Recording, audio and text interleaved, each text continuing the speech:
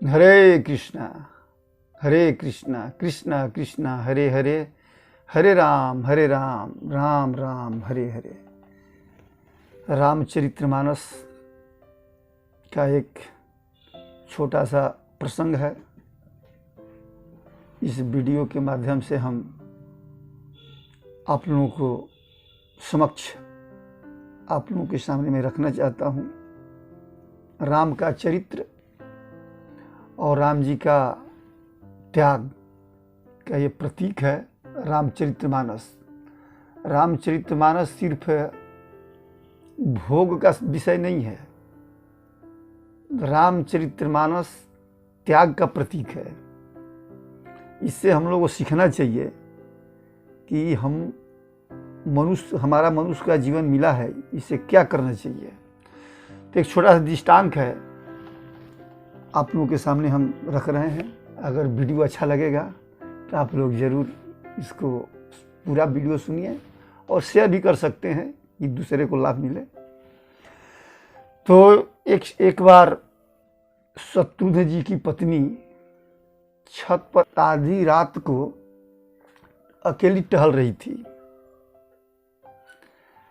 तो रात में टहलने का आहट देख करके माता कौशल्या सोचने लगी कि ये कौन टहल रहा है। तो छत के ऊपर गई। छत के ऊपर गई तो देखी कि उर्मिला, ये सुरती जी अकेली वो टहल रही हैं। तो पूछने कि अरे बेटी, तू इस रात को अकेली छत पर क्यों टहल रही हो? शत्रुघ्न कहाँ है? तो श्रुति जी बोल रही है कि शत्रुघ्न जी तो जब से भगवान बन गए तब से तो हम मिले ही नहीं हैं। माता जो कौशल्या सुनी तो चकित हो गई, कहने लगी ऐसा बात है। तुरंत तो आपको यह एक पालकी मंगाई और कही कि आप जहाँ शत्रुघ्न रहते हैं वहाँ हमको ले चलिए। तो पालकी पर माता बैठी और शत्रुघ्न जी के से मिलने के लिए पहुँच गई।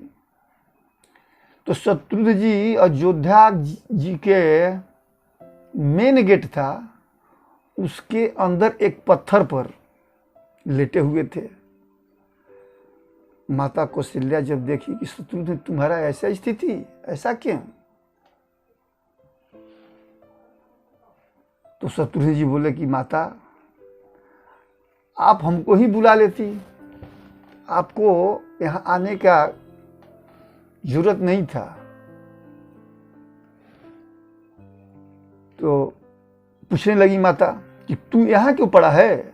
तो बोले कि देखिए माता, ये जो रथ है, ये आलीशान बंगला है हमारा, ये राजमहल है, ये हमारे लिए बेकार है। क्योंकि हमारे जो भाई हैं वो 14 बरस के लिए वन में चले गए हैं और इसको ये हम भोग करें, ये कहाँ का नियम है।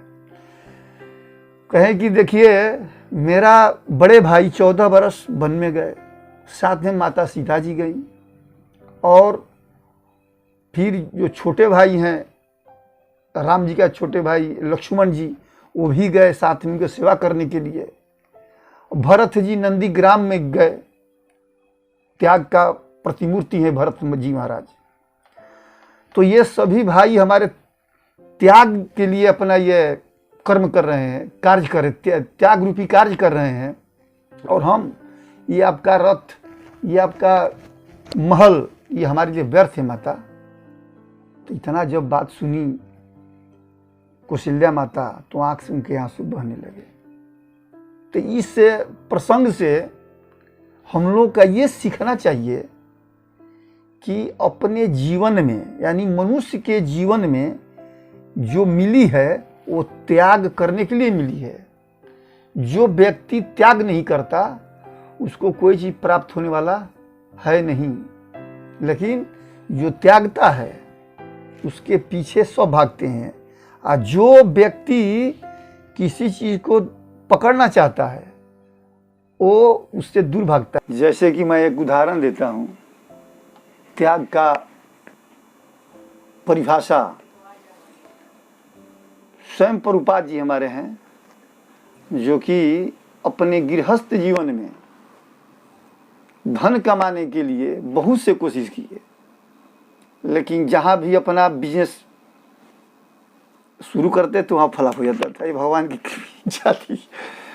तो और यही गृहस्थ जीवन को त्यागे और लक्ष्मी की ओर, अब लक्ष्मी जी से अपना दिमाग हटा करके भगवान को लगाए, तभी धन अब उनके पीछे पीछे भागने लगा।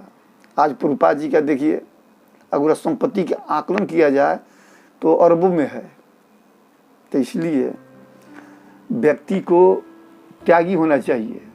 जो त्यागी होता है उसको डायरेक्ट भगवान की कृपा प्राप्त होती है। जो त्यागी नहीं होता, त्याग में ही आपको सब कुछ है। जो व्यक्ति त्यागता है यानी किसी को देता है तो उसको आनंद मिलता है अंदर से, उसकी एक माने अनुभूति होती है, खुशी की अनुभूति होती है।